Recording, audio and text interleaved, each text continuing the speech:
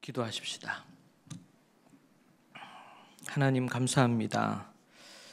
우리 사랑하는 믿음의 자녀들이 말씀을 따라 행하게 해주시고 먼저는 말씀을 제대로 알게 해주시고 안 그 말씀을 마음속 깊이 내면화해서 살게 하시고 또 살며 하나님의 말씀을 전하는 인생이 되게 하여 주옵소서. 예수님 이름으로 기도합니다. 아멘.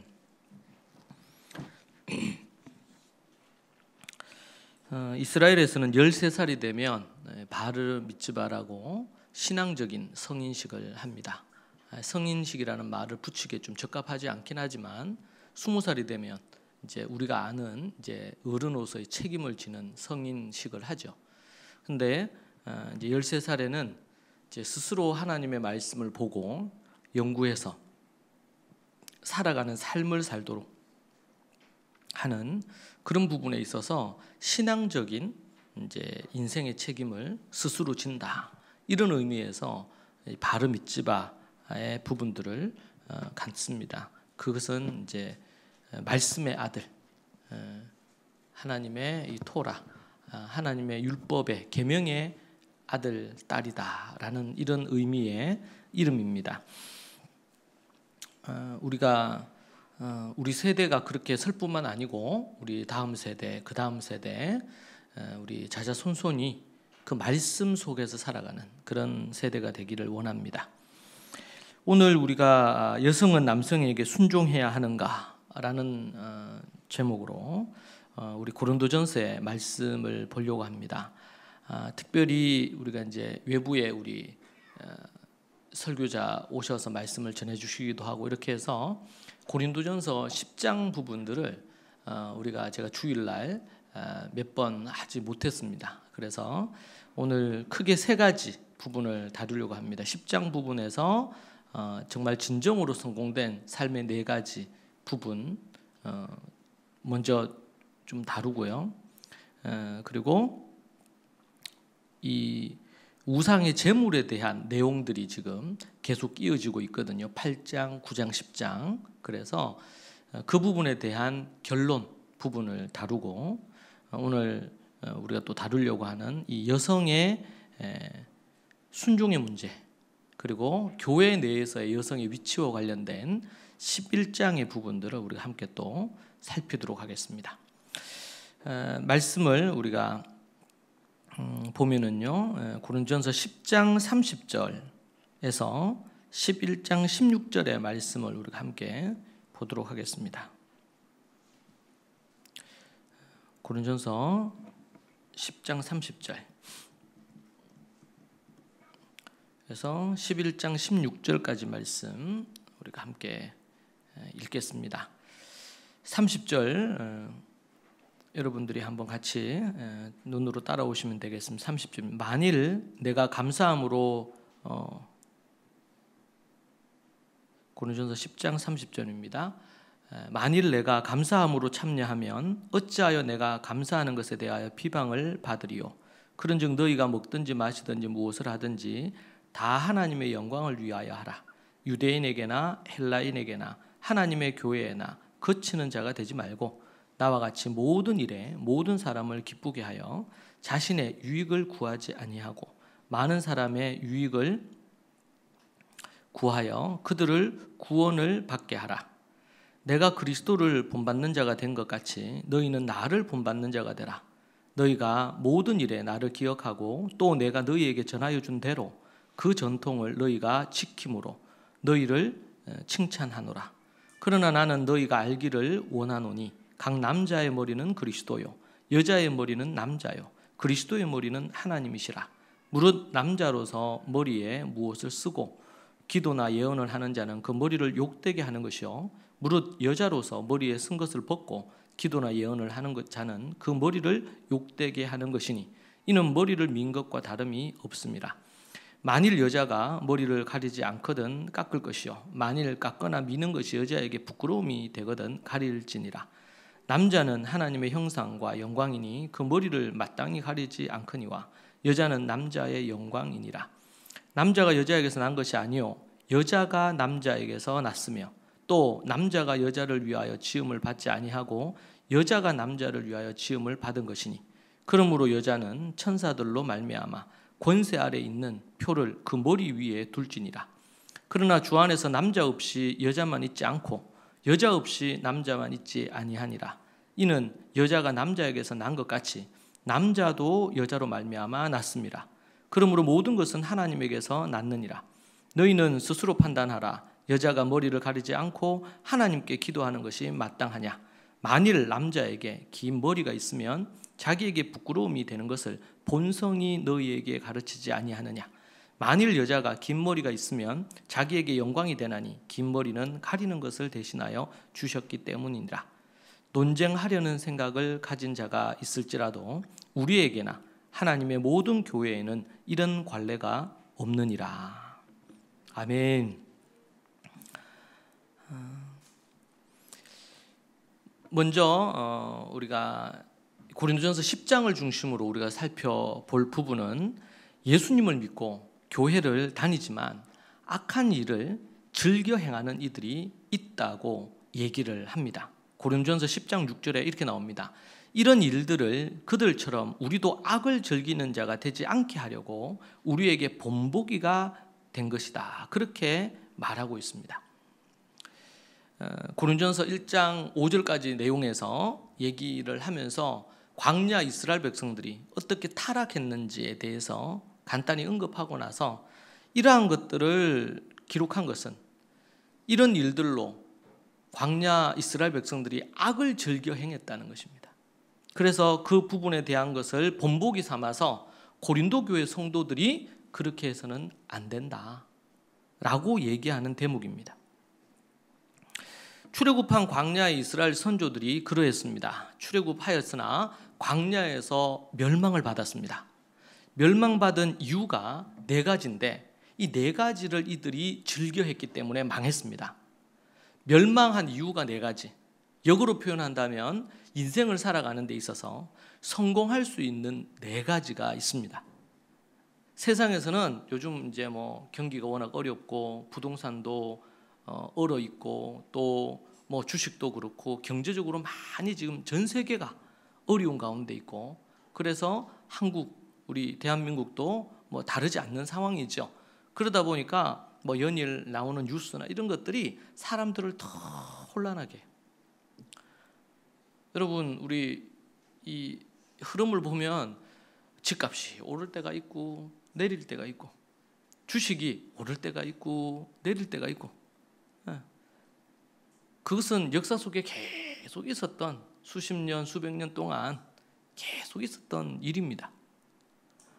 그런데 무슨 난리가 난 것처럼 그럴 수 있겠죠. IMF가 터졌던 때처럼 그런 어떤 상황들이 우리 이제 살다 보면 또 역사 속에 그런 일들이 있습니다, 분명히. 그런데 지나치게 그런 부분들에 대한 기사들이 난무한 것을 봅니다. 그게 사람들이 막 이렇게 현혹도 되기도 하고 제가 예전에 얘기했죠. 영혼까지 끌어가지고 집 사고 주식하고 이렇게 하는 것들이 막 팽배할 때 특별히 코인하고 난리가 났을 때 제가 영혼까지 끌어가지고 하지 마라 그랬죠. 절대로 하면 안 된다 그랬습니다. 그 투자는 그렇게 하는 게 아니거든요. 특별히 비투 이런 거 하면 안 됩니다. 빚내서 투자하고 이런 거는 그것은 그리스도인들이 절대로 하면 안 되는 겁니다. 예를 들면 우리가 집을 하는데 대출을 받는다. 이 정도는 상관없어요. 이건 필요할 수 있겠죠. 그러니까 너무 그런 것들에 막 이렇게 한단 말이에요. 사람들이 막 해가지고 코인에서 막 소위 말해서 대박이 났다. 막 그렇게 해가지고 수십억을 벌었다. 그러니까 사람들이 막 하잖아요. 근데 루나 코인입니까? 한국인이 만들어가지고 전 세계를 난리가 나게 했던 그게 없어졌죠, 코인이. 여러분 그렇게 해서 돈을 많이 벌면 부자가 되면 성공한다고 생각한단 말입니다. 그래서 세상에서 부러워하고 인정받고 이런 부분들이 있으면 그게 성공이라고 생각해요. 그런데 여러분 성경은 우리에게 뭐라고 얘기하냐 말이죠. 네 가지를 얘기해요. 네 가지를. 첫 번째는 우상 숭배요. 두 번째는 음행이요. 세 번째는 시험, 하나님을 시험하는 거예요. 네 번째는 원망 불평하는 거예요. 이 악을 출애굽한 홍해를 걷는 게 바티저라 그랬죠. 세례 침례를 받은 거. 그리고 반석에서 물을 마셨어요. 이 그리스도로 인해서 하나님의 말씀의 은혜를 체험한 사람이에요. 만나와 메추라기를 먹었죠. 영의 양식을 먹은 것을 얘기합니다. 그런 것을 체험을 했지만 저들이 어떻게 합니까? 악을 즐겼단 말이에요. 4가지의 악을 즐겨서 광야에서 40년 동안 20세 이상의 성인들, 책임 있는 성인들은 싹 다 하나님이 광야에서 죽여버려요. 여러분, 교회 내에 분명히 알곡과 가라지가 있습니다. 고린도 교회 안에도 가라지가 있고 거듭나서나 타락한 이들도 있었을 것입니다. 바울 사도께서는 그러한 구분을 하지 않아요. 거듭나지 않은 가라지다. 교회 안에 거듭났는데 지금 타락했다. 이렇게 지금 우리가 11장까지 오고 있는데 그런 구분을 거의 안 합니다. 바울 사도께서는 그러한 구분을 하지 않고 다만 회개를 촉구하는 겁니다. 거듭난 자는 그 바울의 회개 촉구하는 말씀을 듣고 회개하고 돌이켜야 되고, 그래서 거듭나지 않은 자는 중생을 해야 되고, 거듭난 자는 거듭났는데 타락을 했다. 그러면 속히 돌이켜서 회개를 해야 됩니다. 거듭나지 않는 자는 진정으로 회개를 해서 거듭나야 되는, 중생을 해야 되는 거고, 중생 한 자가 타락할 수 있단 말이죠. 지금 홍해 건넜어요. 그죠? 침례 받았어요. 또 만나 메추라기도 먹고 그리스도를 통해 가지고 반석에서 물도 마셨어요. 그럼에도 불구하고 그들이 타락했잖아요. 이 말은 뭐냐면 예수님 믿고 교회를 나오고 신앙생활 하는데 타락할 수 있다 없다? 타락할 수 있어 없어요? 있죠. 이스라엘 백성들이 광야에서 나왔는데 지금 그걸 신약적으로 해석을 했잖아요, 바울이. 홍해 건너고 광야에서 반석에서 예수 그리스도가 반석인데 물 먹고 만나 메추라기 먹고 영의 양식 음료 다 마셨단 말이죠. 이 사람들은 신약적으로 표현하면 뭐예요? 중생한 사람들 아닙니까? 그런데 광야를 지나면서 타락한 거예요. 뭘로? 요 4가지로. 근데 이 얘기를 왜 합니까 지금? 고린도 교회가 지금 그 지경에 이르렀단 말이에요. 11장까지 쭉 살펴볼 때 그들 안에 이 4가지가 있고 마지막으로 이 뭐예요? 우상 숭배하는 게 있는 거예요. 우상의 제물에 고기를 먹는 문제까지 나온 거예요. 이 4가지 문제. 우상 숭배하고 또 음행을 저질렀죠. 음행을. 그리고 주님을 하나님을 시험했어요. 마지막으로는 원망 불평하잖아요. 바울에게 원망 불평하고 아볼로 목사님에게 원망 불평하고 하나님께 원망 불평하고.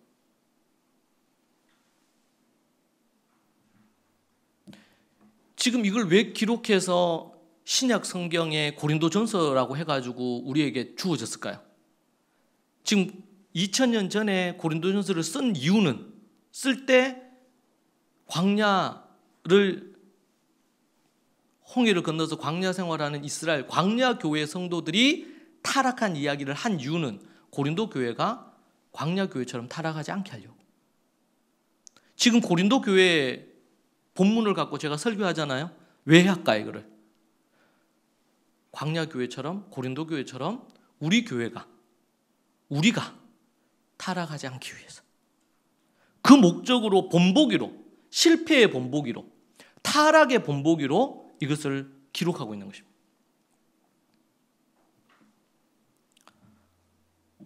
교회 안에 알곡과 가라지 있어요. 거듭났지만 타락한 이들도 있을 수 있어요. 우리는 다만 사랑으로 섬기고 진리의 말씀을 가르쳐서 저들이 하나님 앞에서 합당한 삶을 살도록 이끄는 것에 목적이 있는 거예요. 누가 구원을 받았나? 누가 어떻게 됐나? 이게 중요한 게 아니라 하나님 앞에 진정으로 회개하고 중생했느냐? 중생한 이들은 하나님 앞에 합당한 회개를 하고 하나님 앞에 합당하게 사느냐? 어떻게 합당하게 살아요? 첫 번째가 우상 숭배하면 안 된다는 겁니다. 7절. 그들 가운데 어떤 사람들과 같이 너희는 우상 숭배하는 자가 되지 말라. 기록된 바 백성이 앉아서 먹고 마시며 일어나서 뛰노는다 함과 같으니라. 그렇게 이야기하고 있습니다. 그들이 앉아서 먹고 마시며 일어나서 춤춘다, 뛰어놀았다. 이 말은 출애굽기 32장 6절에 나오는 말씀입니다. 저들이 금송아지를 만들어 놓고 그 앞에 우리를 출애굽시켜 주시고 광야에서 우리를 이끌어 주시고 홍해를 건너게 하시고 이런 모든 것들을 하시는 이가 이 금송아지가 했다. 그 앞에 절을 하고 춤을 추고 음식을 먹고 잔치, 파티를 벌인 겁니다. 그것이 이스라엘 백성들이 멸망하게 된, 광야 교회가 실패하고 멸망하게 된 이유입니다. 자신들을 지켜준 수호신이 홍해를 건너게 한 금송아지라는 겁니다. 이 금송아지는 애굽의, 이집트의 대표적인 우상입니다. 저들이 그것에서 못 벗어난 거죠. 저들의 먹고 사는 문제, 만나와 메추라기, 반석, 모든 물을 먹을 수 있는 이 모든 것에 신이 있는데 그 신이 바로 금송아지 신이란 말이에요. 애굽의 10가지 신 중에 하나입니다. 나일강을 신으로 섬긴 것부터 시작해서 바로의 아들 태양신이라 그랬죠. 바로는 신이었습니다. 신, 태양신. 지금 딱 요거와 똑같은 케이스가 지금 북한에 김일성과 김정일과 딱 태양신으로. 그래서 태양절기가 있어요. 북한에는. 왜요? 태양이신 김일성을 영원히 기리는 겁니다.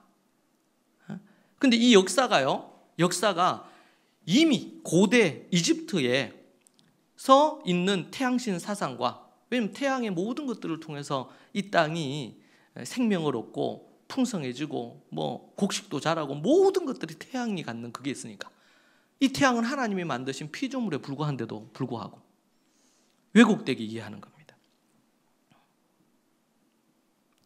우상 숭배. 이 세상에 지금 이 시대는요, 생각의 우상이 있습니다. 자신의 생각이 우상이라. 생각의 지배를 받습니다. 자신의 감정이 우상이라. 요즘 이 시대에 갈수록 자기 느끼는 게 중요하다. 내가 느끼고 내가 생각하는 게 중요한 거예요. 내 느낌이 중요한 거지. 소위 말해서 필이 있어요. 필이 중요하다. 필이. 그리고 자신의 뜻이 우상이라. 성경에서는 마음과 뜻과 힘을 다해서 주 하나님을 섬기라고, 그분의 뜻대로 살라고 하는데 인간은 어떻게 해요? 자신의 생각으로, 자신의 감정으로, 자신의 느낌으로, 자신의 뜻대로 사는 거예요. 자신의 의지대로. 이게 거듭나지 못한 사람들의 특징이거든요. 주 뜻대로 안 하고 자기 뜻대로 사는 거예요. 자기 생각이 딱 꽂히면 그렇게 하는 거예요. 근데 그 생각들이 대부분 틀리거든요. 그 생각들이. 여러분, 사람의 생각이 어디로부터 왔을까요? 자기 안에서 그냥 만들어져서 나올까요? 아니거든요. 어릴 때부터 가정 분위기에 의해서 가정에 갖고 있는, 위에 어른들이 갖고 있는 생각,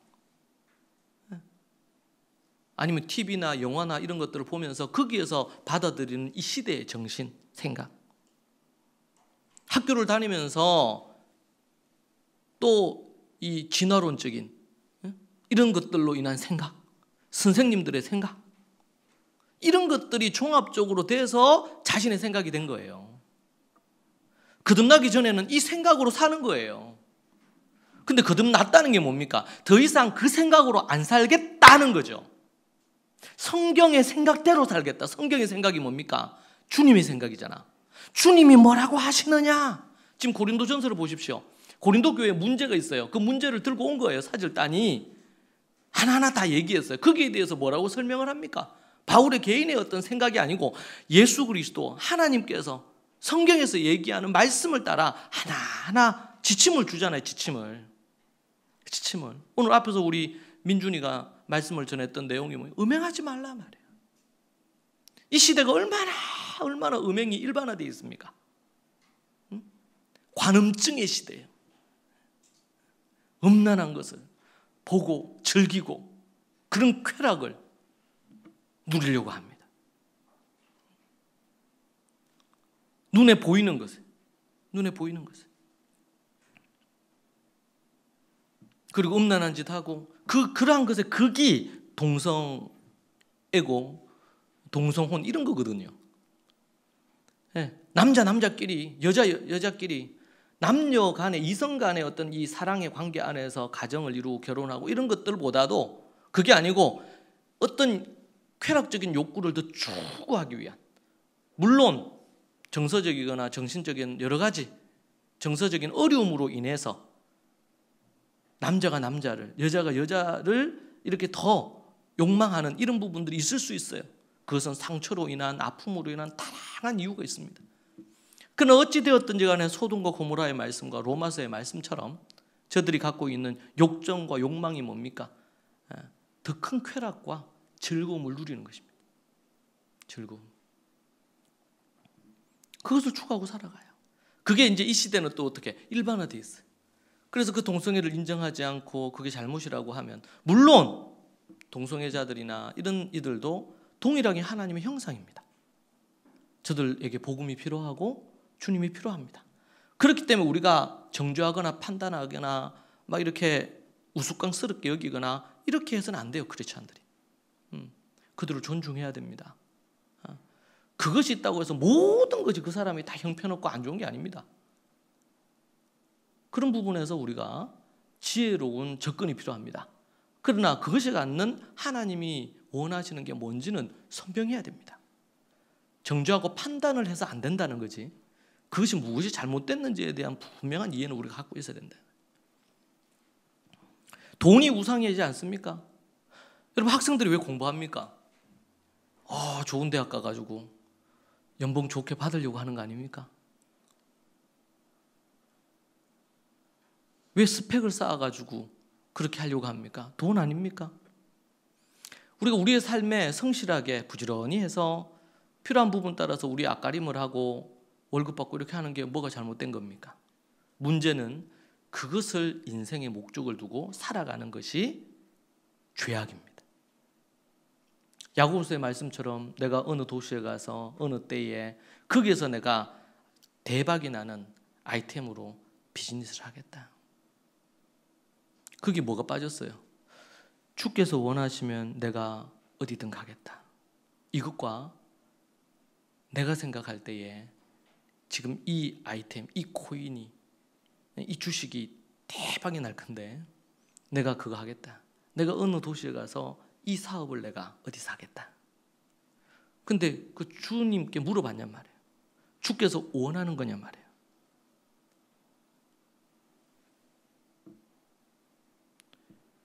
우리 공부하는 학생들도 생각이란 걸 해야 됩니다. 내가 왜 공부를 하는지. 그 목적이 그냥 하라 하니까 하는 거다. 아니면은 내가 그래도 좋은 대학 가야 되니까 하는 거다. 아니면 좋은 대학 가서 거기 가서 좋은 대학 가야지 또 좋은 직장 들어가고 그래서 연봉도 좀 받을 거니까 그렇게 하는 거다. 그건 아주 단세포적인 생각이죠. 인생을 내가 왜 사느냐? 내가 무엇을 위해 사느냐? 내면이 깊어져야지. 안 그러면 이제 예를 들면 좋은 대학 갔어요. 스카이 갔어요. 스카이 가서 졸업했어요. 인생의 목적을 상실한 거예요. 자기가 뭘 좋아하는지, 내가 뭘 하고 싶은지, 나는 뭘 잘하는지, 나는 뭘 잘 못하는지, 주께서는 나에게 어떠한 은사, 달란트를 주셔서 내가 어떻게 살 것인지. 근데 우리나라에서는 똑같이 해가지고 똑같이 좋은 성적 따라 어디 들어가가지고 거기서 졸업해가지고 이런 거 저런 거 아무 필요 없어. 그냥 거기 들어가서 직장 가서 하는 거야. 그러니까 나이 이제 40 넘어서 내가 내 인생을 정말 제대로 살았나? 이 회의가 오는 거예요. 이스라엘 같은 경우에도 고등학교 졸업하고 나서 바로 대학 가는 경우가 그렇게 많지 않습니다. 일단은 거기는 남녀가 다 군대 가니까, 여자도 무조건 군대 가거든요. 군대 가니까 군대 있으면서 생각합니다. 내가 계속 공부를 할 건지, 나는 어떤 일을 할 건지. 그러면서 대학 갑니다. 그래서 자기가 필요한 부분들에 대한, 그러니까 군대 생활하면서 자기의 잡에 대해서 많은 생각을 하는 거죠. 내가 어떤 걸 잘하고 어떤 걸 못하는구나, 이런 것도 점검도 하고. 그래서 대학 갑니다. 그러니까 목적을 갖고 대학을 가야 되는 거거든, 실제로는. 근데 나는 그렇게 하지 않고 나는 뭐 어떤 일을 하고 싶다. 내가 어떤 잡을 갖고 싶다. 그렇게 하고 나서 필요한 뭔가 한국 상황은 좀 다를 수는 있겠죠. 근데 이제 그런 생각을 해야 된다면 마음에. 부모들은 자녀들과 그런 부분들에 대해서 어릴 때부터 이런저런 대화를 나누는 게 중요해요. 근데 우리나라는 깔때기처럼요. 모두 똑같은 목표, 똑같은 부분을 따라서 대학 들어가고요. 그렇게 하고는 어떻게 해요? 대기업에 들어가거나 아니면 어디에 들어가기 이것만 한단 말이에요. 여러분 이것은 인생이 아니죠. 그러면 이제 대학 들어가서 방황합니다. 대학 졸업하고 나서는 더 방황합니다. 그렇게 정신없이 대학 졸업하고 나서 결혼했어요. 결혼하면 뭐야? 또 자식이 태어나. 정신없이 입시 준비하다가 쭉 해가지고 그렇게 한 10년 정도 지나서 결혼해서 자식을 낳아요. 삶의 회의도 오고 우울하기도 하고 여러 가지 복잡한 거예요. 나중에는 내가 자식을 위해 내 인생 자식을 위해 다 시간 보냈다고 생각도 하는 거예요. 인생에 대해서 뒤늦게 생각하기 시작합니다. 그러니까 삶의 깊이가 없어요. 교회를 다니고 해도 종교 생활을 하는 거지 자신이 왜 사는지, 내가 무엇을 위해 사는지, 내 20대를, 내 30대를, 내 40대를, 제가 이제 50대, 내 50대를 어떻게 살 거냐, 내 60대를, 70대를 어떻게 살 거냐, 자신의 인생을 생각하고 고민하고. 돈이 우상이 돼서 경제적 독립하는 것이 우상이에요. 그걸 위해서라면 모든 것을 다 조절한단 말이에요. 돈을 위해서. 때로는 자식이 우상이기도 합니다. 자식 성공이 곧 내 성공이라 생각하는 거예요. 그래서 자식이 뭔가 잘 안 되면 나는 실패한 인생이라고 생각해요. 그건 사탄이 주는 거짓말이죠. 물론 하나님 앞에 믿음으로 자녀를 잘 키워서 하나님께 영광이 되는 그런 인생을 살면 그것은 부모의 영광이 됩니다. 그러나 세상 기준으로 내 자식이 잘 되고 못 되고가 내 인생의 성공과 실패를 판가름하는 기준이 아닙니다. 제가 우리 지금 중3 이상으로부터 애들 이제 그런 단톡방에서 애들 그런 거 얘기를 하는데 얘기했어요. 성적이 지금 현재 성적이나 내 그거 하는 것이 어떠냐 이걸로 자기를 판단하지 마라. 열등감 가질 필요도 없고 나는 뭔가 부족하고 전혀 그럴 필요 없어. 오늘 내가 성실하게 내가 사느냐, 열심으로 공부하느냐, 절대로 다른 사람하고 비교하지 마라. 이렇게 얘기해도 자연스럽게 비교합니다. 그래서 열등감 갖고 삽니다. 한국에서는 공부 못했다. 이게 열등감이에요. 내가 어디를 못 나왔다. 그러면 열등감이에요. 여러분 열등감이 한국에서 제일 많은 애들이 있는 대학이 어느 대학인 줄 압니까? 서울대입니다. 서울대. 서울대가 제일. 어떨 땐 저 지방대에 있는 친구들은 별로 열등감 안 느껴요. 뭐 그렇구나 받아들입니다. 그런데 서울대 간 친구들은요. 내가 조금만 했으면 하버드로 갔을 건데 이 생각하는 거예요. 또 서울대 들어가 보니까 다 소위 말해서 날고 기는 애들이 왔잖아요.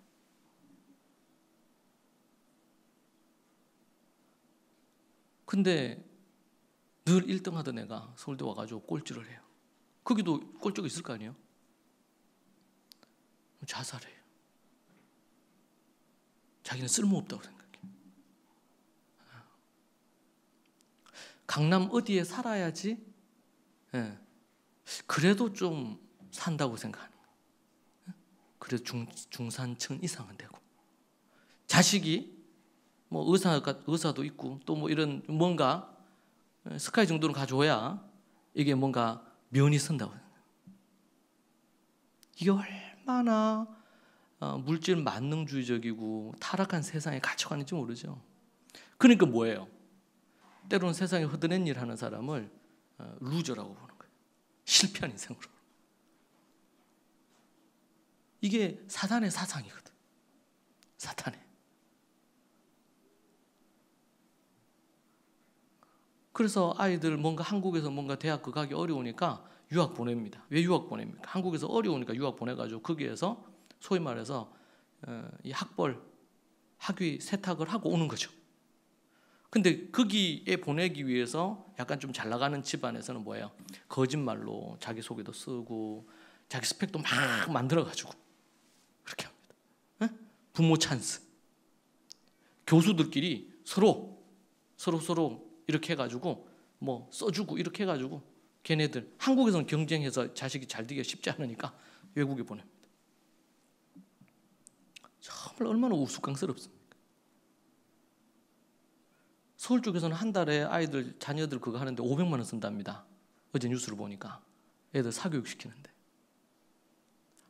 1년이 아니고 한 달에 500만 원. 그게 기본이에요. 기본. 지역 따라서 다른데 기본 500만 원 쓴답니다.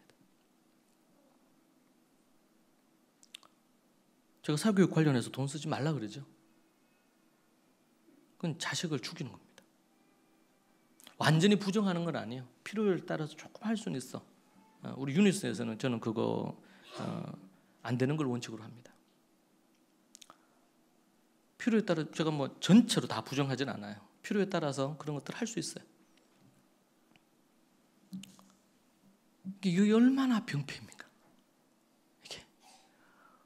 그러니까 지금 서울 집값이 그렇게 올라가는 그것이 이것은 이상한 현상이죠. 이게 뭡니까? 우상입니다. 자식이 우상이 돼 있어요. 성공이 우상이 돼 있어요. 돈이 우상이 돼 있어요. 음행입니다. 두 번째는 음행이에요. 하루에 2만 3천 명이 죽었습니다. 바알 부올 사건이죠. 민수기 25장 사건을 오늘 본문 8절에서 얘기를 했습니다. 8절, 10장 8절에서. 하나님은 음란한 짓을 정말 싫어합니다. 이 부분은 제가 더 설명 안 할게요. 우리 앞에서 말씀 전했던 민준이가 다 얘기를 많이 했기 때문에.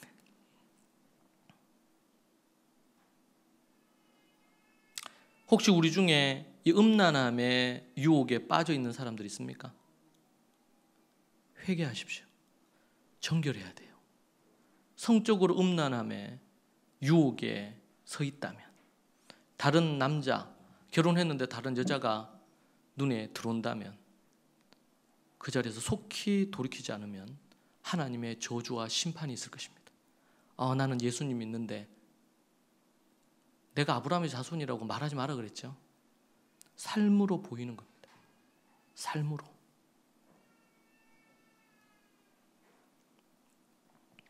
구절에서는 주를 시험하는 것입니다. 불뱀 사건이죠. 노뱀 사건 있었죠. 네. 불뱀이 나타나가지고 주님을 시험하고, 하나님이 모세를 통해서 이렇게 하라고 말씀하셨는데 그 하나님을 시험하는 거예요. 설마 그럴까? 이렇게 해서 주님을 시험하는 거예요. 그러니까 하나님이 불뱀을 보내가지고 물리자마자 새카맣게 탄다고 해서 불뱀입니다. 그 뱀이 이름이. 그때 이제 노뱀 드는 사건이 있죠. 마지막으로 10절이 원망입니다. 원망하고 불평하는 사건입니다. 이 대표적인 게 고라와 250인의 사건이죠. 민수기 16장 사건입니다. 그래서 이제 아이들 13살 되기 전에 민수기를 통으로 다 외우게 하고 그걸 다 연구를 해요. 그렇게 해서 민수기가 불평불만 하지 말라는 거, 원망하지 말라는 거거든요. 감사하라는 거예요. 원망하지 말고. 원망하면 어떻게 된다? 이렇게 된다. 망한다.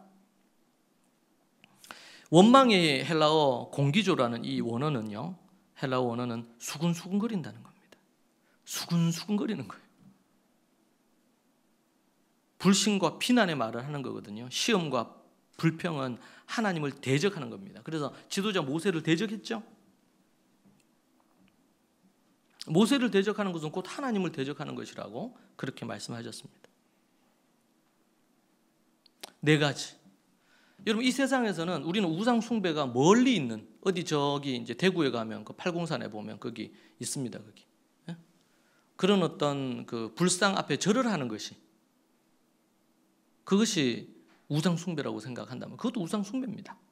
하나님의 어떤 그게 아닌, 하나님은 형상이 없죠. 그래서 형상을 만들고 그 앞에 절하고 기도하고 이렇게 하는 것 자체가 다 우상 숭배입니다. 근데 그것만 우상 숭배인가요? 자신의 생각으로 사는 것, 자기 감정이 우상이 돼서 모든 것이 자기 감정 따라가요. 우상 숭배자들은 절대로 안 묻습니다. 내가 이런 생각이 있는데 목사님, 아니면 뭐 어머니, 아버지, 이걸 이렇게 하는 게 좋을까요? 이렇게 안 물어. 자기 생각으로 그냥 밀어붙입니다. 자기 안에 드는 감정으로 그냥 밀어붙입니다. 이게 하나님의 뜻일까요? 주님의 감정, 마음이 뭔지 이거 생각 안 합니다.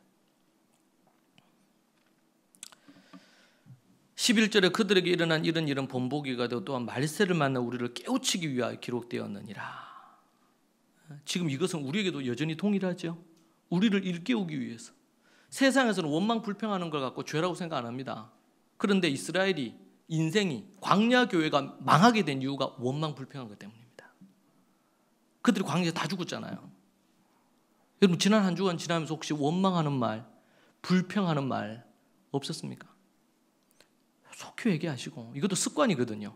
늘 빈정거리고 불평하고 원망하고 짜증내고 이런 말하는 거예요.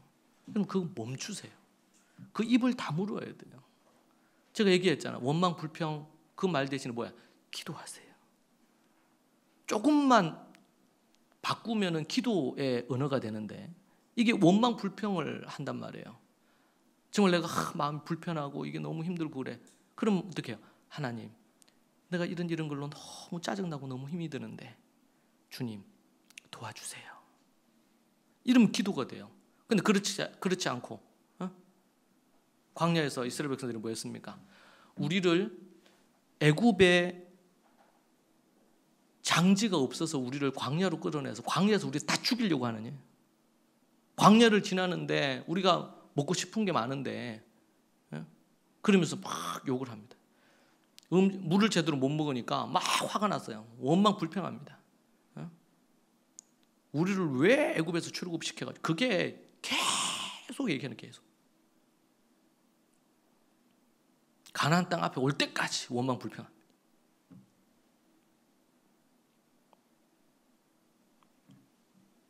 이 시대는 원망 불평이 죄라고 생각 안 합니다. 그 자녀들이 어릴 때 원망하거나 이렇게 할 때 그 원망을 딱 잘라줬어야 되는데 이게 안 잘라줘요. 그럼 어떻게 됩니까? 이게 나무가 열매를 맺듯이 원망 불평이 막 늘어납니다. 그래서 아예 습관이 돼버렸어요. 원망 불평. 그러면 어떻게 됩니까? 교회를 아무리 다녀도 예배를 아무리 드려도 실패한 인생이에요. 원망 불평하는 인간을 하나님께서 받으시지 않습니다. 그랬으면 광야교회 성도들 다 받으셨겠죠. 근데 끊임없이 원망하는 거예요. 모세를 원망하고 고라 일당들이 걔네들이 왜 모세를 그걸 하고 했습니까? 같은 레위 족속이에요. 레위 족속인데 모세가 통치자가 되고 또 누구야? 아론이 대제사장이 되고 미리암이 여성 지도자가 되고 한 집에서 다 해먹는 거야. 그래가지고 고라 일당들하고 얘네들이 이제 레위 족속에서는 약간 좀 탁월한 이들이었거든. 왜 너희들 다 해먹냐? 문제는 이게 이렇게 된 것이 하나님의 뜻이냐의 문제였거든요. 하나님의 뜻이냐. 그래서 지팡이 가져오라, 12개의 지팡이 가져오라 그래가지고 아론의 지팡이에만 쌍나게 해가지고 그걸 법궤 안에 넣어놨잖아요. 법궤 안에. 그 사건으로 250명이 죽습니다. 땅이 갈라져서 그들을 삼켜버려서 다 죽여버립니다. 원망이 이렇게 두려운 것인데 원망을 중하게 생각하지 않는 거예요. 시대가. 그리고 원망을 밥 먹듯이. 지금 이거는 고린도 교회 성도들을 향해 얘기한 거죠. 광라 교회 성도들을 향해서 얘기한 거 아닙니까? 우리를 향한 이야기예요.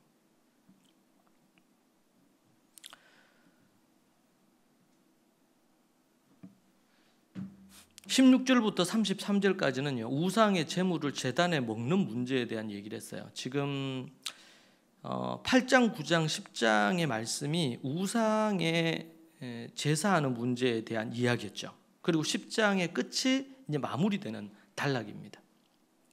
그러면서 얘기하는 거예요. 내 자유가 왜 다른 사람의 연약한 자들의 이런 시험 드는 문제, 이런 것들에 대해서 내가 신경을 써야 되냐. 내 자유인데 내가 고기 먹을 수도 있고 먹는 게 죄냐? 이렇게 얘기하는 거예요. 거기에 대해서 사도 바울이 이제 얘기를 하죠. 그 기준을 3가지로 얘기했어요. 첫 번째, 모든 것을 하나님의 영광을 위해서 해야 된다. 31절 말씀입니다. 31절에 보니까 31절 말씀 10장 31절 같이 한번 읽어볼까요? 그런즉 너희가 먹든지 마시든지 무엇을 하든지 다 하나님의 영광을 위하여 하라. 여러분 우리 다 아는 말씀이잖아요. 근데 이 문맥이 바로 지금 우상 숭배의 제물 먹는 문제에 대해서 다루기 위해서 나온 말씀이에요. 결론적으로. 응? 우상의 제물을 먹는 부분들에 있어서 강한 자들은 뭐 먹어도 상관이 없다. 그런데 바울이 뭐라 그래요? 너희들이 아니고 연약한 자들의 양심을 생각해서 먹지 말라는 거예요. 자유를 제한시킵니다. 자유를. 그래서 이제 첫 번째 기준, 모든 것을 하나님의 영광을 위해서 해야 된다. 하나님의 영광을 위해서 먹고 마시고 무엇을 하든지 간에 먹는 거, 마시는 게 사람의 생명에 너무 중요하잖아요. 근데 먹는 거, 마시는 거 외에 모든 일에 다 하나님의 영광을 위해서라. 성도들은 말을 하거나 생각하거나 행동하거나 어떤 생각이 들었는데 그 생각이 하나님이 기뻐하시는 생각이 아닌 것 같아. 그럼 어떻게 해요? 끊어내야지. 내가 어떻게 하는 말이 이 말이 덕이 되는 것 같지 않아. 내가 하는 어떤 행동이나 어떤 삶의 태도가 몰랐을 때는 모르겠는데 그게 이런 게 덕이 안 되겠구나. 죄가 아니더라도. 그래서 모든 것이 다 가능해요. 지금 고기 먹는 거 가능하단 말이죠. 그런데 그게 다 뭐가 아니에요? 유익한 게 아니야. 그럼 뭐예요? 안 해야지. 첫 번째가 하나님의 영광을 위한 겁니다. 두 번째, 하나님의 교회의 장애물이 걸림돌이 되지 않아야 됩니다. 32절에 유대인에게나 헬라인에게나 하나님의 교회나 거치는 자가 되지 말고. 여러분 사도 바울은 어떻게 얘기합니까? 내가 이 몸된 교회를 위해 이 고난을 내 몸에 채운다 그랬죠. 모세는 이스라엘 하나님의 집에 하나님의 집, 교회를 얘기합니다. 모세는 광야 교회에 충성된 일꾼이라. 하나님이 이 광야 교회를 완전히 심판하시려고 할 때 모세가 하나님께 기도하죠. 이들을 살려달라고. 만약 이들을 살리시지 않을 것 같으면 나를 그 생명록에서 지워버려달라고. 나를 버려서 지옥에 보내달라는 말이잖아요. 이거 엄청난 얘기죠. 여러분 사도 바울이 왜 전 세계를 3번이나 돌아다니면서 목숨을 걸고 죽을 고비를 그렇게 많이 넘기면서 그 복음 사역을 했습니까? 교회 세우려고. 교회 세우려고. 이 시대가 아주 우스워져 있죠. 교회는 성도 개인이 교회를 이용할 거라고 생각합니다. 자기 필요한 게 있으면 교회에서 도움 얻고 이렇게 생각합니다. 자기가 헌신하고 자신이 몸 담아서 하나님의 교회를, 몸된 교회를 세우려고 생각 안 하고 교회가 나를 세워줘야 된다 생각하는 거예요. 이거 아주 잘못된 거죠. 바울은 교회를 위해서 자신의 물질이든 시간이든 마음이든 모든 심지어 목숨까지도 아까워하지 않았다고 얘기했죠. 그 영향을 받은 브리스길라 아굴라는요, 바울을 위해 자신의 목을 내놨어요.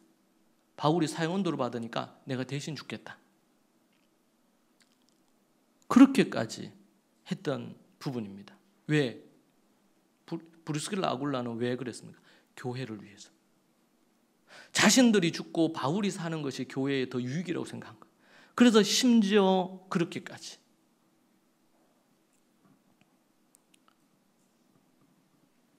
교회가 어디 마트나 아니면 어디 백화점처럼 필요하면 가서 뭐 물건 사는 것 정도로 생각한단 말이에요. 이게 얼마나 이게 잘못된 건지 몰라요. 예수님이 목숨을 걸고 피 흘리시면서 세우신 것이 교회고 그렇게 하는데, 그래서 우리 그리스도인들이 이 생각이 성경적으로 이 교회에 대한 이게 분명히 돼야 됩니다. 사도 바울은 지금 교회에 다 편지 쓴 거예요. 신약에서. 그렇죠? 마태, 마가, 누가, 요한복음도 마태, 마가, 누가, 요한이 편지 쓴 거거든요. 어디에? 교회에 편지 쓴 거예요. 마태복음부터 요한계시록까지 신약 성경 모두 다 모양이 복음서다, 뭐 사도행전이다. 사도행전은 그게 총독에게 편지 쓴 건데 그거 외에는 모두 다 교회에 쓴 편지거든요. 교회나 아니면 교회 안에 있는 개인에게 편지 쓴 거예요.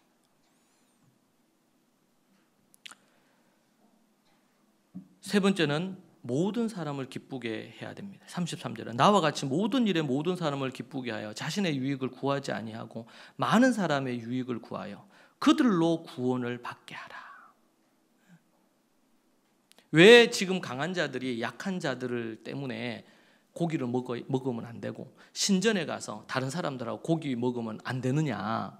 연약한 자들 그리고 또 믿지 않는 자들 또 연약한 자들을 구원하기 위해서 구원하는 그 일을 위해서라면 나의 유익이 아니고 다른 사람에게 유익을 위해서 우리가 어떤 결정을 하고 행동을 할 때에 지금 고린도 교회의 몇몇 이들이 어떻게 했습니까?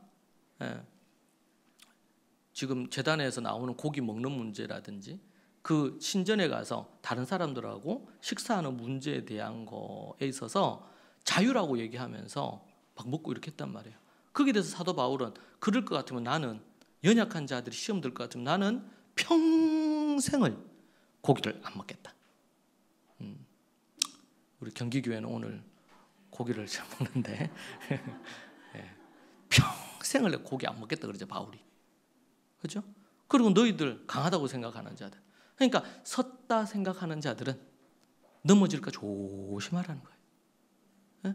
나는 성경도 많이 알고 나는 구원받았고 나는 안심해도 되고 나는 또 성경 좀 알고 제가 늘 우리 학생들한테 얘기하는데 우리 어른 세대들하고 다르게 애들은 지금 유치 때부터 초등 때부터 말씀하야 하지 말씀 연구하지 막 이렇게 성경 말씀에 8가지 하지 이렇게 하니까 자칫 잘못하면 바리새인들처럼 교만해지거든요. 뭐 그게 무서워가지고 이런 뭐 구덩이 무서워가지고 장 안 담글 수는 없잖아요. 장 담가야지. 근데 계속 그 얘기를 제가 합니다. 캠프 시작할 때도 그 얘기 또 해요. 왜? 교만에 빠지면 끝장입니다. 내가 성경 좀 안다고 말이지. 그러니까 저도 이제 계속 나이가 들고 성경을 계속 연구하고 이렇게 하면서 늘 저한테 각인시키는 것 중에 하나가 내가 틀릴 수 있다. 그러니까 그런 마음을 갖고 연구자들의 자료를 참조하고 과연 이 말씀이 그러한가? 생각이 고루해지고 고척화되면 사람에게 성장이 안 이루어지거든요.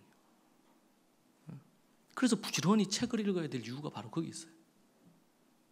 그걸 분별하고 이렇게 해야 되겠지만 이 3가지 기준이 지금 이 고기 먹는 문제에 대한 결론입니다. 첫 번째 뭐라고요? 하나님께 영광이 되느냐. 두 번째, 교회의 걸림돌은 되지 않느냐. 세 번째, 모든 사람을 기쁘게 할 수 있느냐. 우리가 뭐 다 모든 사람을 다 기쁘게 할 수는 없을 겁니다. 그러나 할 수 있는 대로 이게 덕이 되느냐 다른 사람들에게. 그게 안 된다면 오케이. 내가 누릴 수 있고 내가 할 수 있는 거지만 안 하겠단 말이에요. 이게 성도들의 성숙한 사람들의 삶이거든요. 여러분 그런 사람들이 뭐 할까요?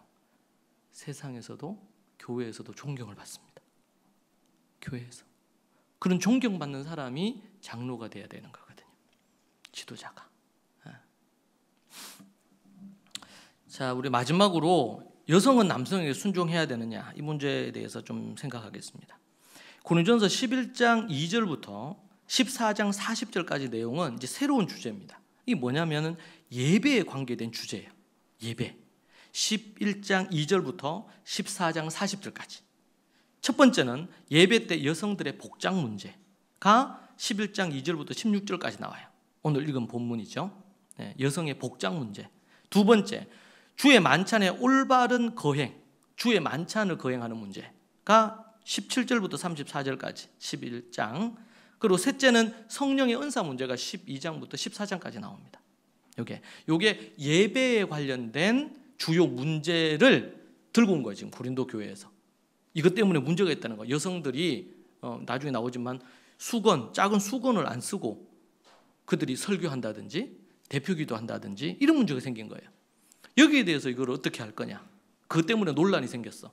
두 번째는 주의 만찬을 하는데 우리는 지금 주의 만찬, 소위 말해서 성만찬이라고도 하는데 좀 더 정확한 표현은 주의 만찬입니다. 주님이 마지막 만찬하신 것을 기념하는 거거든요. 그걸 하는데 원래는 그건 식사하는 거거든요. 식사할 때 포도주하고 떡 먹으면서 빵 먹으면서 이제 예수님이 이거 내 살이다 내 피다 얘기하면서 기념하라고 하신 거예요. 이 부분을 기념하라 이렇게 했어. 그게 주의 만찬에 대한 겁니다. 근데 이제 어떤 문제가 생겼냐면 있는 사람, 돈 있는 사람 이런 사람들 먼저 와서 먼저 다 먹은 거예요. 근데 늦게 오는 사람들이 주로 종들 이런 이들이 늦게 온단 말이에요. 근데 와 보니까 다 먹고 없어요. 주의 만찬이니까 식사 시간인데. 그러니까 어떻게 될까요? 마음이 안 좋겠지. 그죠? 뒤에 왔는데 먹을 게 아무것도 없어. 맛있는 거 다 먹어 치워버렸어요. 그 마음 상하는 거예요. 이게 먹는 거 건드리면 참 이게 쉽지 않아 이게. 이 문제, 주의 만찬 문제. 마지막에 이제 성령의 은사에 대한 문제. 그 부분이 이제 세 가지가 나옵니다. 자, 여기에서 몇 가지 우리가 이제 생각해 볼 것은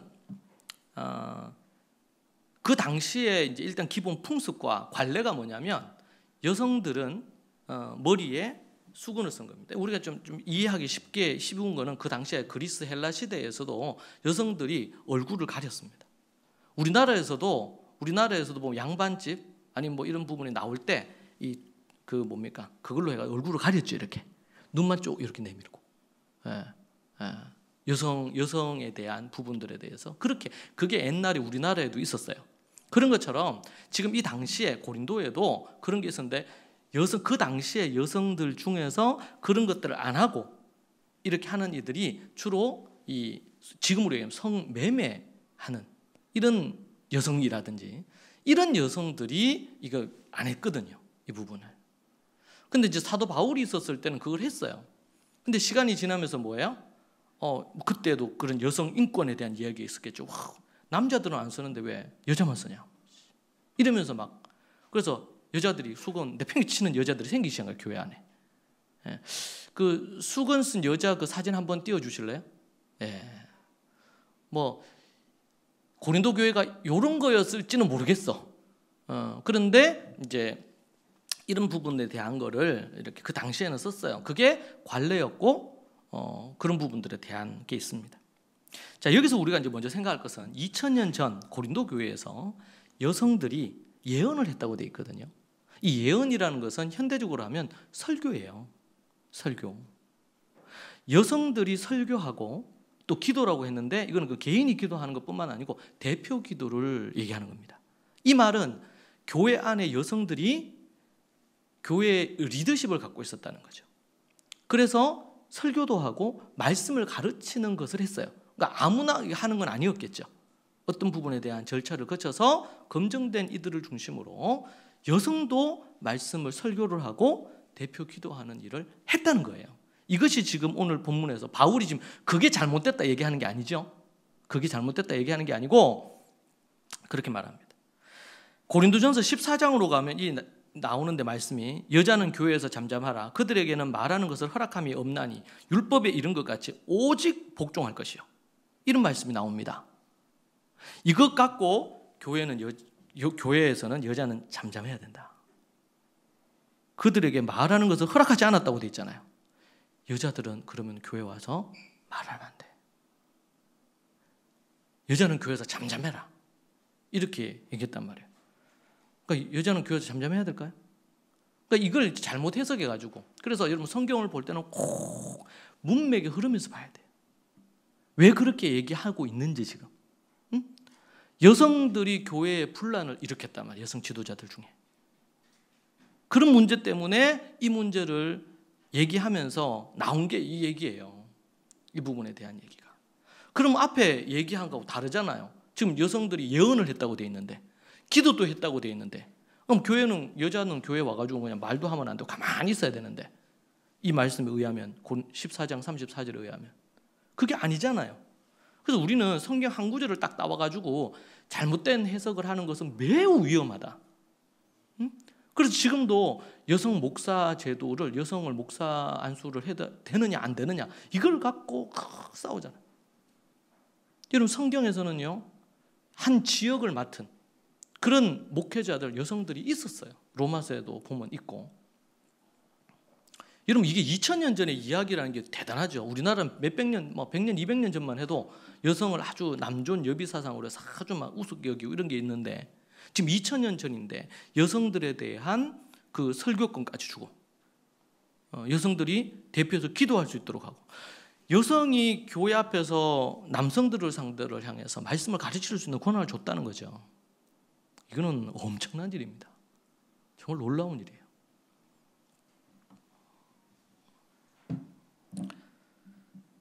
그래서 2000년 이건 이제 목적은 지금 여성의 설교권 아니면 대표 기도를 할 수 있었다 이 얘기를 하려고 한 건 아니지만 지금 그들의 복장의 문제를 다루는데 이 문제에 대한 얘기가 자연스럽게 나온 거예요.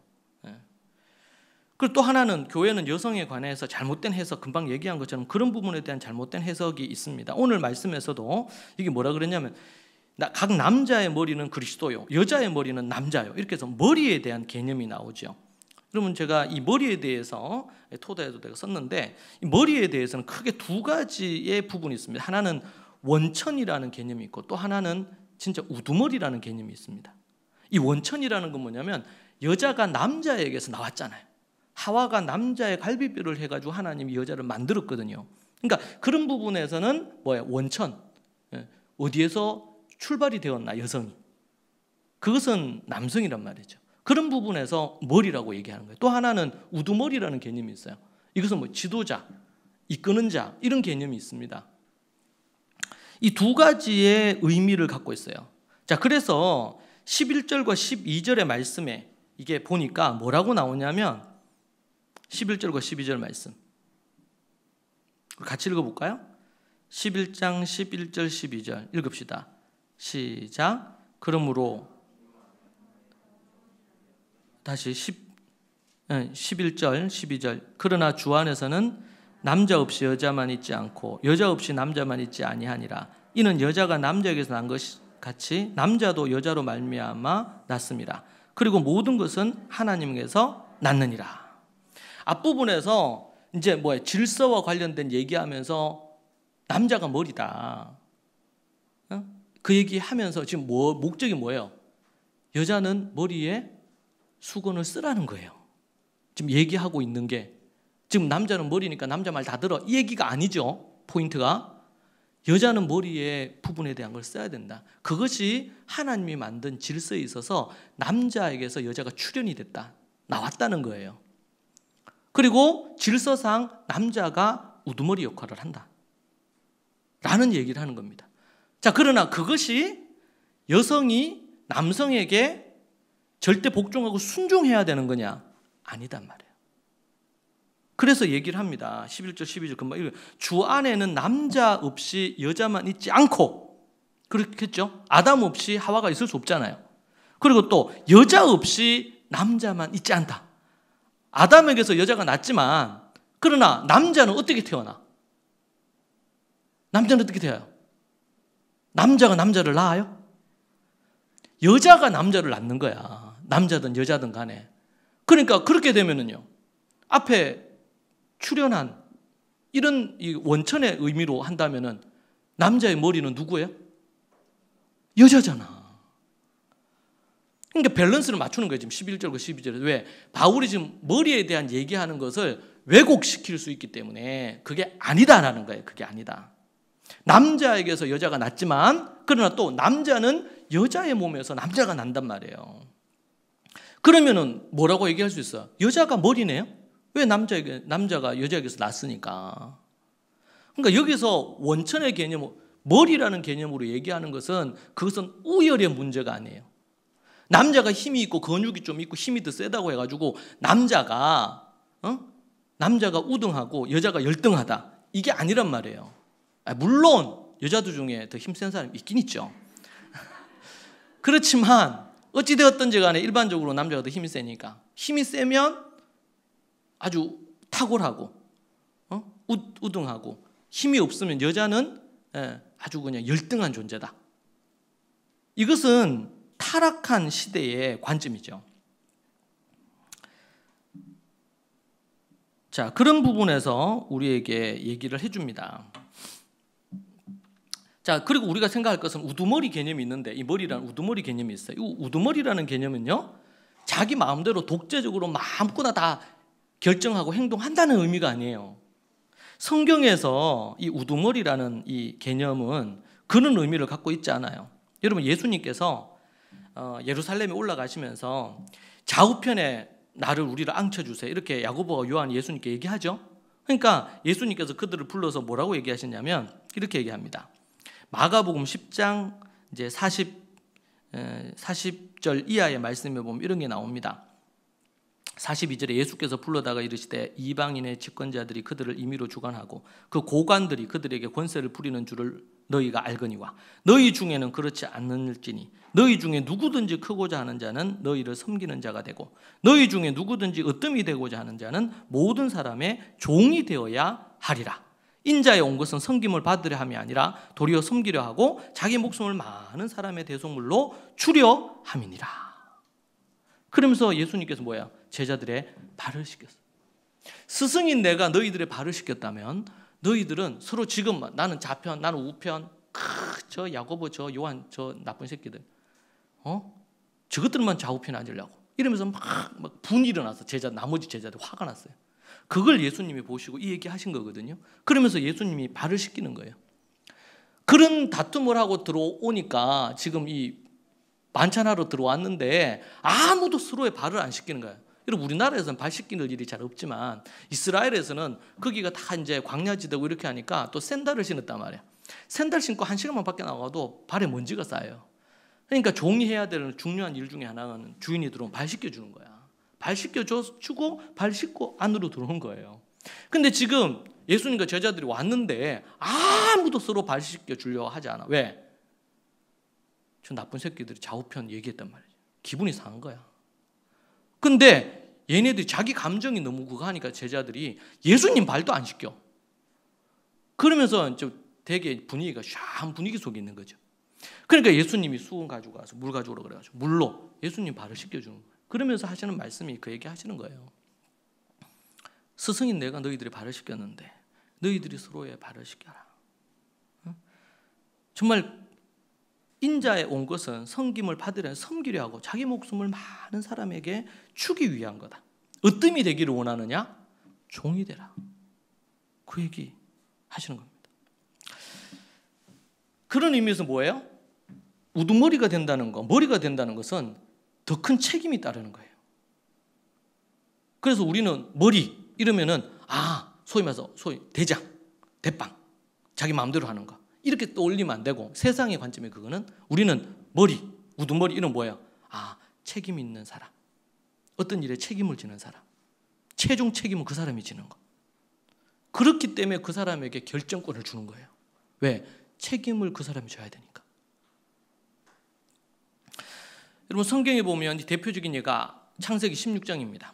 창세기 16장에 보면 아브라함과 사라 얘기가 나오죠. 16장 2절에 이하 이런 게 나옵니다. 사레가 아브라함에게 이르되 여호와께서 내 출산을 허락하지 아니하셨으니 원하건대 내 여종에게 들어가라. 하갈임이죠. 내가 혹 그로 말미암아 자녀를 얻을까 하노라. 하매 아브라함이 사레의 말을 들으리라.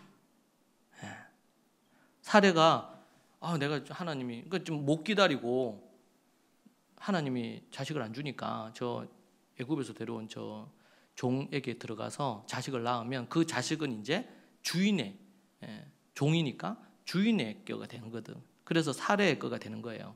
그래서 그렇게 하라고 얘기했다. 그러니까 여러분 전혀 고민 없이 아브라함이 사례의 말을 듣고 하갈에게로 들어가서 하갈이 임신하게 돼요.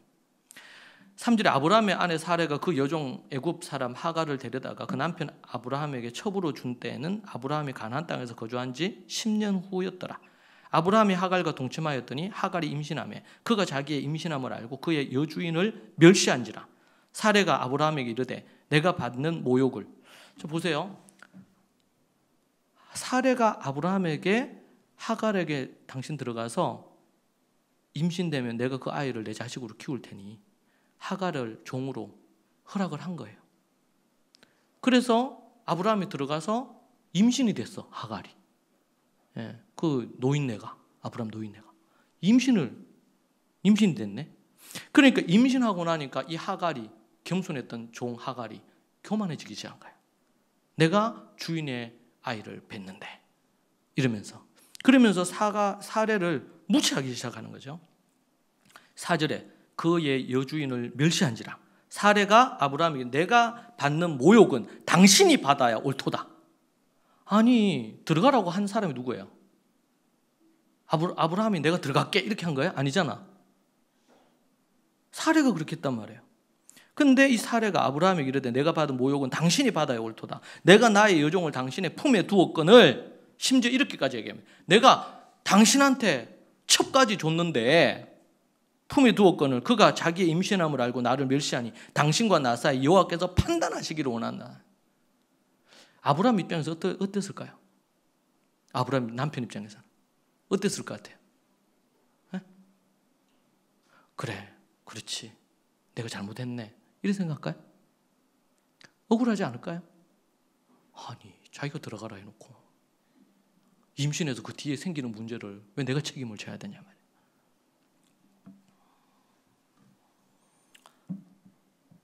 그러면서 하나님까지 얘기하잖아요. 여호와께서 우리 사이에 이 모든 것들을 판단하시기를 원한다. 6절에 아브라함이 사례에게 이르되 당신의 여종은 당신의 수중에 있으니 당신의 눈에 좋은 대로 그대로 행하라 하매 사례가 하갈을 학대하더니 하갈이 사례 앞에서 도망한지라. 그래서 이제 가서 막 이제 하갈을 하갈대로 이제 자기가 한 거, 여주인을 멸시한 거는 생각 안 하고 가서 막 억울한 거 하나님 앞에 막 쏟아놓습니다. 저것들 내가 애까지 임신했는데 나를 이렇게 박대한다 그러고 하나님 앞에 따지고 그래요. 그러니까 하나님이 다시 여주인에게 가라. 그리고 사례 앞에 순종해라. 복종해라.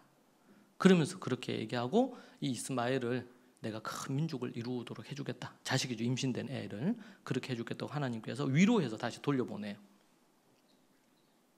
그리고 여러분, 하나님께서 이 아브라함에게 하는 뭐라 그래요? 사례가 원하는 대로 해줘라. 이렇게 얘기했어요. 여러분, 우리가 여기서 생각할 것은 지금 여기서 머리가 누구예요? 아브라함과 사라 중에 머리가 아브라함이죠. 그런데 아브라함이 사례가 그런 얘기 할 때에 하나님께서 우리에게 약속하셨으니까 당신의 몸에서 아이를 준다 하셨으니까 기다리자. 이 얘기를 했었어야 되지. 이것은 하나님 앞에 불순종하는 거다. 아내를 설득하고 그렇게 하면 안 된다. 이렇게 했었어야 되죠. 그렇게 하지 않아서 생긴 게 뭐죠? 이스마엘이 태어나서 지금 막 이렇게 이스라엘하고 분쟁이 일어나는 그 싸움의 출발점이 여기서부터 있는 거거든, 실제로는.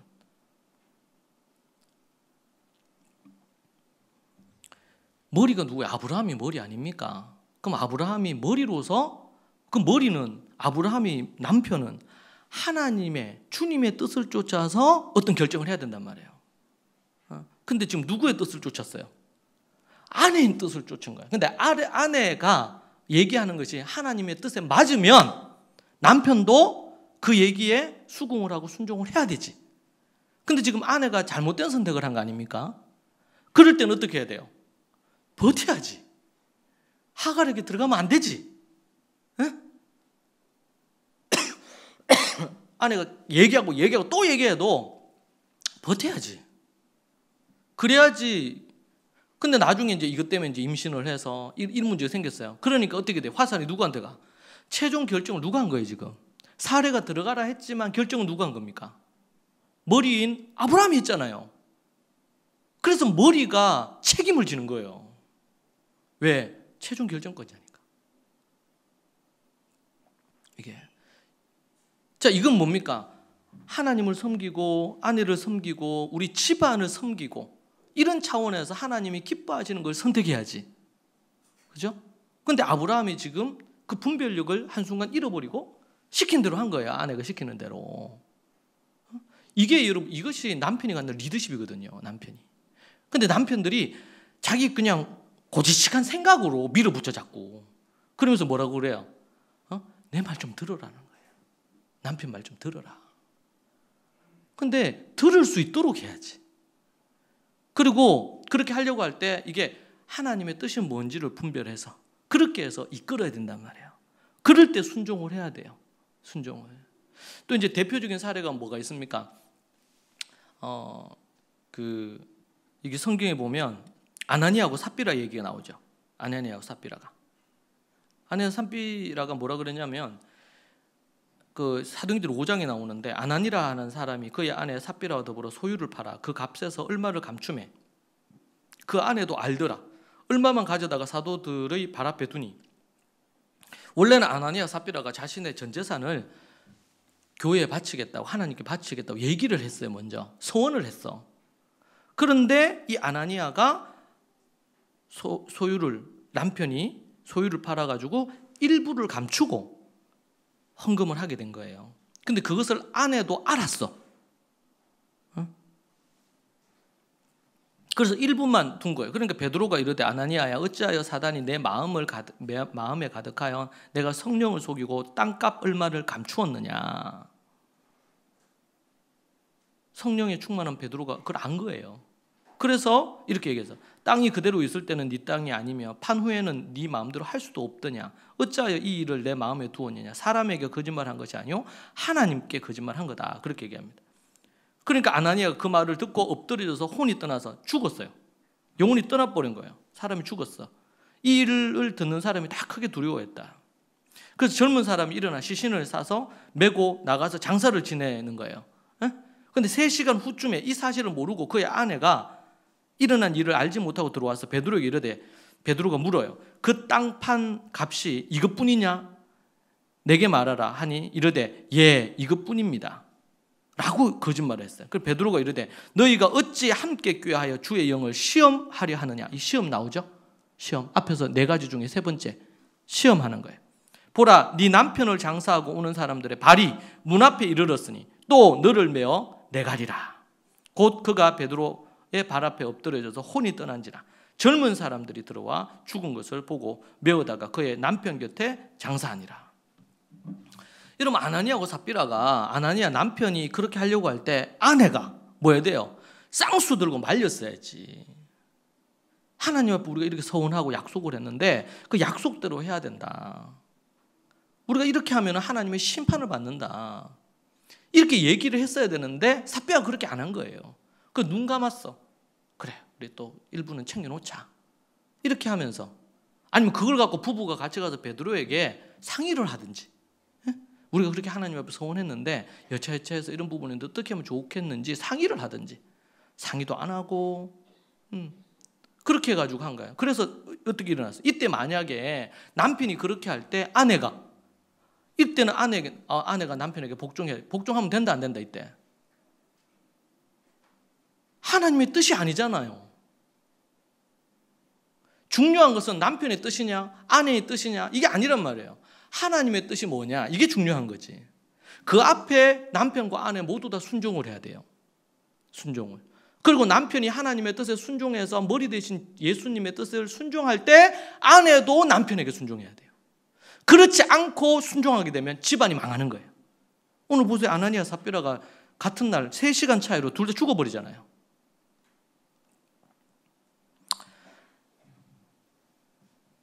여러분 성경에 이삭과 리브가가 있습니다. 이삭과 리브가가 있죠. 근데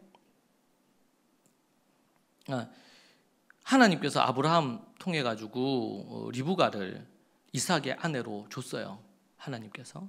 근데 이제 장자권 문제 때문에 에서와 야곱에게 그 장자권을 물려주는 부분 때문에 그거 할 때 이 이삭과 리브가의 뜻이 달랐습니다. 이삭은 누구에게 기름 부으려고 했어요? 장자로? 에서에게. 근데 에서는 불신자야. 불신 결혼하고 불신자예요. 근데 야곱은 믿음의 사람이었죠. 이걸 이제 윤리나 도덕적으로 이걸 해석해가지고 하는 경우들이 있는데 그거는 이제 그렇게만 보면 위험하죠. 우리 창세기 공부할 때 했었죠. 근데 리브가가 어떻게 합니까? 이 이삭의 뜻이 너무 완고해요. 장자인 에서에게 줘야 된다. 뭐 쌍둥이인데 장자 에서에게 장자권을 줘야 된다. 이렇게 해서 막 했단 말이에요. 그러니까 리브가는 믿음의 사람이야. 그때 당시만 해도 이삭이 믿음이 떨어졌어요. 영안이 눈이 어두워졌다는 말에는 정말 육신의 눈이 어두워진 것도 있지만 영안이 어두워져서 에서에게 장자권을 장자권을 준다는 것은 그 집안의 모든 결정권을 주는 거거든요. 근데 지금 불신자가 이 장자권을 가지게 생긴 거죠. 그러니까 쌍둥이를 낳아서 기른 이 리브가가 그걸 보고는 이건 아니다. 하나님이 원하시는 게 이게 아니다. 그렇게 해서 이제 야곱을 불러가지고 여차여차 해가지고 남편인 이삭을 속여가지고 장자권을 누구에게 넘기냐면 야곱에게 넘기게 만드는 거예요. 여러분, 이것을 이스라엘에서는요, 이렇게 한 이 리브가의 이 행위를 매우 하나님이 기뻐하시는 행위로 해서 존경합니다. 리브가를. 그 방법에 있어서 잘못된 부분이 있을 수 있어요. 속이고 이렇게 한 부분이 있으니까. 그러나 더 큰 그림으로 보면 리브가가 그렇게 한 이유가 뭡니까? 만약에 그 리브가가 그런 선택을 하지 않고 이삭이 해가지고 만약에 그랬다면 믿음의 아브라함, 이삭, 야곱으로 넘어와야 되는데 아브라함, 이삭 때에서 대가 끊기는 거예요. 영적인 대가. 그런데 리브가의 기지로 인해서 이 믿음의 대가 야곱에게로 넘어가죠. 그것 때문에 고생하고 그렇게 하지만 그러나 믿음의 이거는 누구의 에서가 아니고 야곱에게로 가서 야곱이 12아들을 낳아서 이스라엘을 형성하게 되는 거죠. 이건 뭘 얘기해요? 때로는 함께 믿음의 부부였는데 이삭이 지금 믿음이 떨어진 거예요. 영안이 어두워지고 육신의 눈도 어두워지고 이렇게 됐어요. 그러니까 어떻게 해요? 그래서 이제 끝나고 나서 어떻게 합니까? 이거 속은 걸 알아서 이삭이. 그래서 이제 얘기했겠죠. 아내가. 당신 이리를 해서 이건 잘못된 거다. 당신 내가 여러 번 얘기했는데도 말을 안 듣고 이렇게 하는 부분 때문에 내가 속여서 야곱에게 장자권 넘어가도록 안수받도록 한 거다. 그러면서 쫙 얘기해서 그러니까 그때서야 이 이삭이 자신이 잘못한 걸 인정하고 야곱 불러가지고 너는 가서 믿음의 결혼을 하라고 그 한 가지를 딱 당부하죠. 결혼 문제를 딱 다루어요. 당부하고 그리고 이제 에서에게 또 그런 모습을 봐 결혼 문제를 얘기하는 그 모습 보고는 이 에서가 어떻게 해요? 자기는 가난한 여자들하고 했는데 나중에 이제 또 결혼을 부모에게 잘 보이려고 결혼을 또 합니다. 그런 얘기가 나와요. 여기서 우리는 뭘 알 수 있습니까? 부부간에 하나님 앞에서 설 때에 남편이 믿음으로 그렇게 할 때에 아까 전에 아나니아 삽비라처럼 남편이 그렇게 할 때 아내가 막 반대를 했어야 되죠. 반대를. 그래야지 이 집안이 사는 거예요. 그럼 아내가 또 잘못하면요. 여보 그렇게 하면 하나님이 그 기뻐하시지 않는 것 같아. 우리 기도해 봅시다. 이렇게 하면서 이걸 해야 되는데 만약 그렇게 안 하면 어떻게 돼요? 함께 망하는 거예요. 아나니아 삽비라처럼. 아내가 그렇게 할 때 자식 없는 것 때문에 막 할 때 사례가 그렇게 얘기하면 아브라함이 기도하면서 여보 우리 좀 더 기다립시다. 이 얘기를 했었어야 되는데 아브라함이 그렇게 안 하고 그냥 들어가서 하가를 통해 자식을 낳았어요. 그것 때문에 지금까지도 얼마나 어려움을 겪습니까? 그게 이제 아브라함의 큰 실수죠. 그때 리더십이 필요하거든요. 근데 그렇게 하고 나서 문제가 생겼잖아요. 반드시 문제가 생기지. 하갈이 그렇게 나올 줄 알았겠어요? 사례도 그렇고. 근데 그것에 대한 책임은 누가 져야 돼? 누가 져야 돼요? 남편이 지는 거예요. 우리 특별히 남성도님들, 우리 남편들, 그리고 앞으로 이제 우리 남편이 될 우리 남자 우리 아이들 분명히 알아야 될 것은 책임은 내가 지는 겁니다. 어떤 형태로든 간에. 그렇기 때문에 하나님과의 깊은 교류가 있어야 돼요. 그리고 분별이 돼야 됩니다. 그리고 우리 여성들은요, 하나님 앞에서 그 남편이 믿음으로 그렇게 하도록 애를 써야 되고, 혹 잘못된 어떤 부분으로 갈 때는 믿음으로 남편에게 부드럽게 권면하고 얘기하되 끝까지 하나님의 뜻을 고수를 해야 돼요. 그게 지금 뭐예요? 집안을 살리는 길이야. 성경이 지금 제가 쭉 예를 들었잖아요. 이 부분에 대해서 분명한 이런 것들이 안 되면 안 된다. 우리가 알고 있는 것이 유교의 가부장적인 이런 남녀관계 아니면은 남성 우월 사상 이런 부분으로 가 있거나 아니면은 지나치게 페미니즘적인 그런 질서고 뭐고 이거 다 여자를 억압하는 거다. 그러니까 여자를 해방을 시켜야 된다. 그러니까 남자들하고 똑같이 대해달라. 뭐 이러면서 주장하는 페미니즘이 있단 말이에요. 페미니스트들이. 그것 또한 잘못된 거예요. 왜? 그들이 가장 큰 실수가 뭡니까? 질서를 깨트리고 창조의 질서를 무너뜨리는 거거든요. 이게 상식적인 건데 문제는 그걸 통해서 남존 여비 사상이라든지 가부장적인 이 여성을 학대하거나 여성의 인권을 무너뜨리는 그게 잘못된 거지. 근데 오늘 본문에 보면 뭐라고 했어요? 여성이 교회에서 설교하도록, 여성이 지도적인 역할을 하도록 2000년 전인데 기독교는, 성경은 그것을 우리에게 얘기한단 말이에요. 여러분, 우리가 이것을 제대로 알고 성경적인 남녀 관계에 대한 이해를 가져야 돼요. 물론 유교가 갖고 있는 가르침 중에 좋은 게 많습니다, 여러분. 근데 아주 악습, 폐습은 뭡니까? 남존여비 사상이에요. 그리고 제사 제도거든요, 유교에 있어서. 아주 잘못된 것이. 그래서 여성들은 그냥 아주 사람 취급을 안 했잖아요, 역사 속에. 그것이 우리 유교가 갖는 아주 좋은 게 있어, 우리나라에. 윤리나 도덕적인 기준을 하게 하고 효를 가르치고 이렇게 한 것이 너무 귀중해요. 그런데 우리는 좋은 게 다 좋다고 이렇게 할 수 없잖아요. 성경의 눈으로 그걸 분별을 해야 되죠. 잘못된 게 그 부분입니다. 그런데 그것이 성경적인, 가부장적인 것이 성경적이라고 착각을 하는 경우들이 있단 말이에요. 그리고 성경에서도 아내들은 남편에게 복종, 순종하고 뭐 이런 얘기 나오는 그 하나만 딱 떼서, 여러분 그 앞에 에베소서에 뭐라고 나옵니까? 피차 복종하라 그러죠. 피차. 앞에서 제가 얘기했잖아요. 아브라함과 사레 얘기, 또 브루스길라 아굴라 관련돼서 아나니아와 삽비라 얘기, 이삭과 리브가 얘기, 이런 걸 통해서 종합해서 우리가 보면요, 그런 부분이 아니죠 지금. 유교적인 가부장적인 남녀의 이 관점은 우리가 잘 분별을 해서 잘못된 것들은 고쳐야 됩니다. 이것이 교회 안에 들어온 거예요. 교회 안에. 그리고 요즘은 이제 페미니즘적인 여성 우월, 아니면 여성의 인권 문제를 하면서 지나치게 또 극으로 가. 이 또한 잘못된 거예요. 이것 또한. 이걸 우리가 잘 분별을 해서 공부할 필요가 있고, 상호 관계에서 상하나 우열의 관계가 절대로 아닙니다. 하나님의 말씀을 기준으로 피차 복종하고 그 하나님의 뜻에 남편이 믿음으로 순종할 때 아내는 그 남편에게 순종하는 것이 주님께 순종하는 거라. 이런 전제 아래에서 이게 돼야 되고, 남편은 아내를 예수님이 교회를 사랑한 것처럼 자신의 목숨을 다해 사랑해야 되고, 이게 책임이죠, 책임. 남성들에게. 여성들은요, 그런 부분에 있어서 도와야 돼. 남편이 잘못된 길로 가지 않도록 돕고 이렇게 해야 된다. 그리고 지금 2000년 전 고린도 교회에서는 여성 지도자들이 하나님의 말씀도 가르치고 기도하는 일을 했다.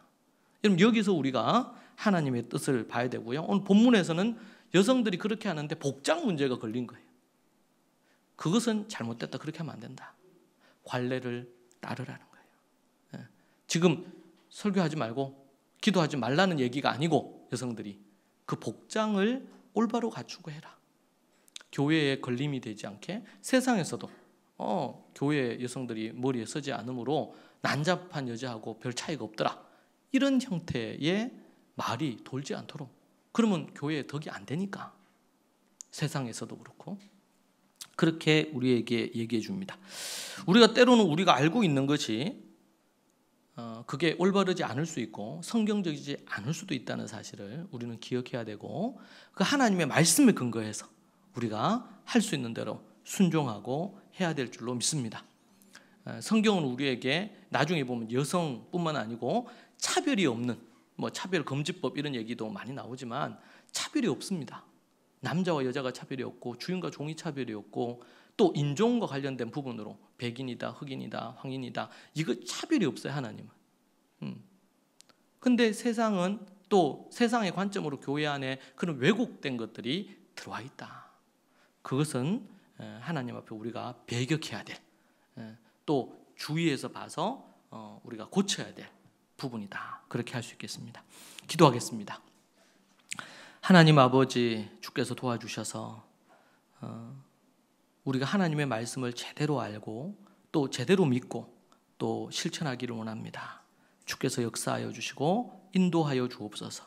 성령의 충만한 은혜와 능력을 부어주시고 우리가 깨닫고 안 것을 잘 실천할 수 있도록 주님 도와주시고 인도해 주옵소서. 예수님 이름으로 기도합니다. 아멘.